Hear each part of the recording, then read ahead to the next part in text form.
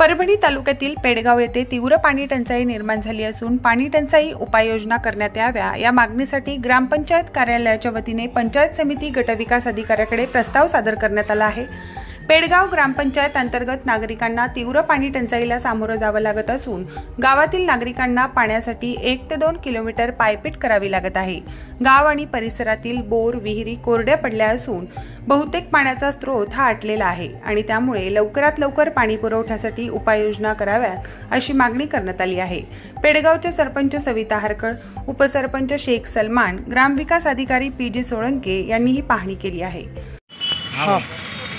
ग्रामपंचायत पेडगाव तालुका जिल्हा परभणी येथे तीव्र पाणी टंचाई झाल्यामुळे सदर पाणी टंचाई निवारणार्थ माननीय गटविकास अधिकारी पंचायत समिती परभणी यांना मौजे पेडगाव येथे विहीर अधिग्रहण करण्यासाठीचे प्रस्ताव सादर करण्यात आले असून तत्काळ विहीर अधिग्रहण करून पाणी टंचाई दूर करण्यात यावी अशी विनंती माननीय गटविकास अधिकारी यांना करण्यात आलेली आहे।